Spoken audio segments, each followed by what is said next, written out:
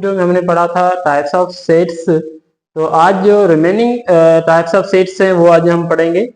Lecture हमारा 3 है और Sindh board class matric unit 1 sets and functions, मतलब कि हमारा टॉपिक अभी तक सेट कंप्लीट नहीं हुआ। इस लेक्चर में इंशाल्लाह टाइप्स ऑफ सेट्स कंप्लीट हो जाएगा। ओके, अब यहाँ पे हमारे पास है इक्वल सेट्स। इक्वल सेट्स की ये सिंबल है और डेफिनेशन क्या है, two sets A and B, two sets A and B are equal sets if all elements of both sets are same. मतलब कि दो सेट या दो से ज्यादा सेट हम लें, उनमें से एलिमेंट देखें, एलिमेंट जो है दोनों सेट्स में एलिमेंट होंगे वो सेम ही एलिमेंट उठाएंगे और इसका ऑर्डर भी सेम उठाएंगे। ऑर्डर का मतलब क्या है कि इसमें एलिमेंट टोटल कितने हैं और सेकंड सेट है उसमें एलिमेंट टोटल कितने हैं। जरूरी है इसमें कि हम ऑर्डर सेम उठाएं और एलिमेंट भी सेम उठाएं। तो A इक्वल टू डी होगा और D इक्वल टू ए, ये इसकी सिंबल है। आगे मैंने यहाँ पे लिखा हुआ है A इक्विवेलेंट टू D और D इक्विवेलेंट टू A।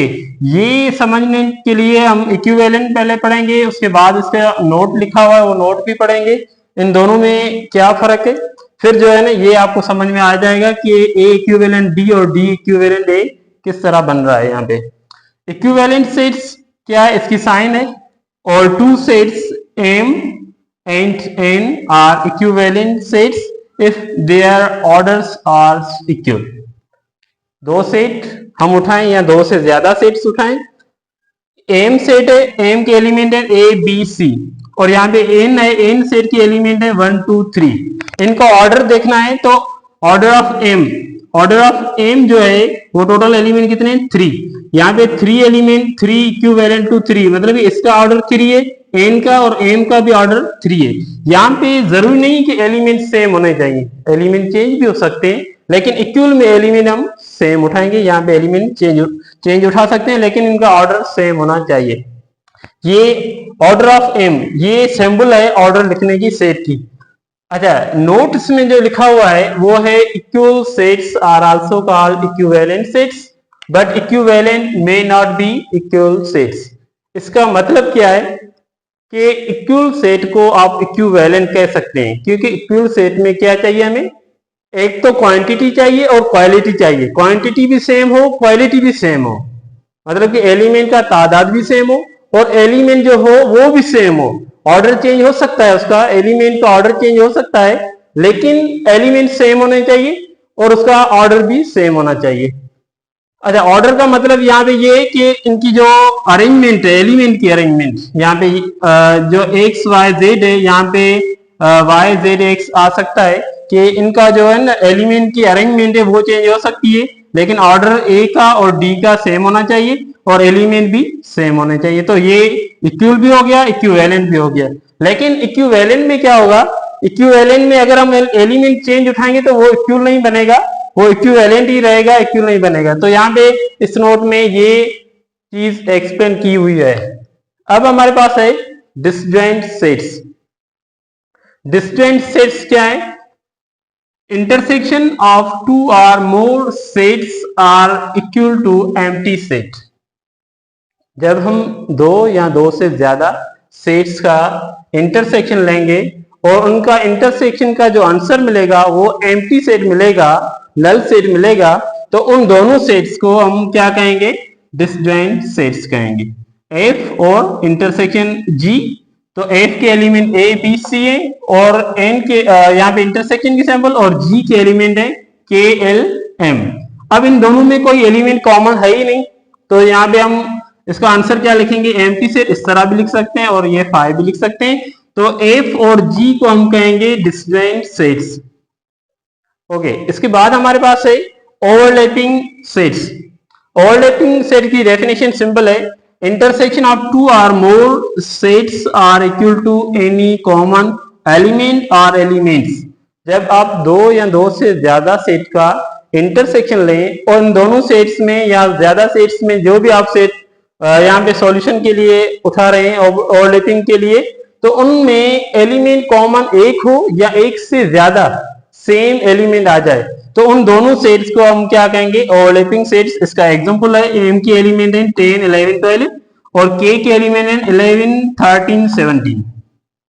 अब देखते हैं इनका इंटरसेक्शन निकालेंगे। इंटरसेक्शन में क्या होगा, दोनों सेट्स में जो एलिमेंट सेम हम उठाएंगे वो सेट क्या कहलाएगा, वो इंटरसेक्शन। दोनों में एलिमेंट सेम होंगे, उन ये इंटरसेक्शन क्या है, ऑपरेशन है सेट्स का। तो इन दोनों में एलिमेंट सेम क्या है, 11। अगर दूसरा भी कोई एलिमेंट सेम होता दोनों में तो वो भी हम रख सकते हैं आंसर में। तो यहाँ पे एम और एन क्या है, ये है overlapping sets. Okay dear student, अब जो टॉपिक 2 है वो है एग्जॉस्टिव सेट्स और है सेल्स सेट। ये दोनों मैट्रिक क्लास में नहीं है, ये एडवांस क्लास मतलब कि फर्स्ट टर्म में, ओल्ड फर्स्ट टर्म में ये लिखे हुए हैं। तो इनको भी मैंने एक्सप्लेन यहाँ पे किया हुआ है। तो ये भी आप देखें बोर्ड पे लिखा हुआ है, इसको मैं एक्सप्लेन भी करता हूँ। तो ये जो सेट हमने पढ़े हैं ये सारे, और लास्ट वीडियो में हमने जो पढ़े थे वो सारे मैट्रिक क्लास में। ये दो जो है सेट्स ये आपके लिए एक्स्ट्रा नॉलेज में है। अब देखते हैं एग्जॉस्टिव सेट्स क्या है। Union of 2 or more sets, यहाँ पे क्या होगा, यूनियन करेंगे, 2 या 2 से ज्यादा सेट्स का यूनियन करेंगे और उनको सिंप्लीफाई करेंगे। जब सिंप्लीफाई करेंगे तो एलिमेंट क्या आना चाहिए, उसका आंसर क्या आना चाहिए, 2 सेट्स का यूनियन करें, आंसर यूनिवर्सल सेट आए। तो यहाँ पे हमने सेट ए के एलिमेंट 1 2 3 4 1 2 4 और बी के एलिमेंट 1 2 3 इनका, और यूनिवर्सल के एलिमेंट है 1 2 3 4। ए और बी का हम यूनियन निकालेंगे तो यूनियन में एलिमेंट हम साथ में रखेंगे। जो एलिमेंट सेम होगा दोनों सेट में वो 1 टाइम लिखेंगे, क्योंकि सेट में अगर एलिमेंट रिपीट होगा तो वो सेट नहीं कहलाएगा। अच्छा, अब क्या करें, यहाँ पे ए यूनियन बी का आंसर हमें मिला है 1 2 3 4। तो 1 2 3 4 किसकी इक्वल है, यूनिवर्सल सेट की इक्वल है। तो दो सेट्स का अगर हम यूनियन निकालें और आंसर आ जाए यूनिवर्सल सेट, तो उन दोनों सेट्स को हम क्या कहेंगे, एग्जॉस्टिव सेट्स कहेंगे। अब इसके बाद है हमारे पास सेल्स सेट्स। अच्छा, सेल्स सेट्स में क्या है, union of 2 or more sets are equal to universal set. 2 या 2 से ज्यादा सेट्स का हम यूनियन लें, आंसर आ जाए यूनिवर्सल सेट के इक्वल। या और उन दोनों सेट को या 3 सेट उठाएं तो उनका अगर इंटरसेक्शन निकालें तो इंटरसेक्शन क्या आना चाहिए, इंटरसेक्शन आना चाहिए एम्प्टी सेट। मतलब कि 2 या 2 से ज्यादा सेट का यूनियन यूनिवर्सल के इक्वल आ जाए और इंटरसेक्शन एम्प्टी सेट के इक्वल आ जाए। ये दोनों कंडीशन अगर साथ में आ जाएंगी तो वो कहलाएगा सेल्स सेट्स। अब यहाँ पे एग्जांपल है, ए के एलिमेंट बी सी और बी के एलिमेंट ए डी ई और यूनिवर्सल के element A B C D E. अब इनका यूनियन करेंगे तो यूनियन में ए की ए यूनियन बी, तो ए के एलिमेंट है हमारे पास है बी और सी, और यूनियन उसके बाद जो है बी के एलिमेंट ए डी ई। इनका यूनियन करेंगे तो आंसर आएगा ए बी सी डी और ई आएगा। इनको आप कह सकते हैं यूनिवर्सल सेट। यहाँ पे मैंने सिंबल दी है यूनिवर्सल सेट की, तो इसको एलिमेंट्स को हटा के यूनिवर्सल भी लिख सकते हैं और यूनिवर्सल को हटा के ये एलिमेंट लिख सकते हैं। ये दोनों आपस में इक्वल हैं क्योंकि यूनिवर्सल के ये एलिमेंट है। अब इन दोनों सेट्स का इंटरसेक्शन निकालें तो ए इंटरसेक्शन बी, इन दोनों में एलिमेंट कॉमन कोई भी नहीं है। अगर कॉमन नहीं है तो एम्प्टी सेट आएगा या 5 लिख सकते हैं। अगर ये दोनों कंडीशन साथ में आ जाएं, ये यहाँ पे मैंने लिखा है नीचे, A union B is equal to universal set और A intersection B is equal to empty set. अगर 2 सेट्स का या 3 सेट्स का हम यूनियन लें तो यूनिवर्सल के इक्वल आ जाए, और इंटरसेक्शन उन सेम सेट्स का इंटरसेक्शन लें वो एम्प्टी सेट के इक्वल आ जाए। ये दोनों कंडीशन अगर साथ में आएंगी तो उन्हें हम क्या कहेंगे, सेल्स सेट्स कहेंगे। अब बेटा जो सेट्स के जो टाइप्स थे वो कंप्लीट हो गए।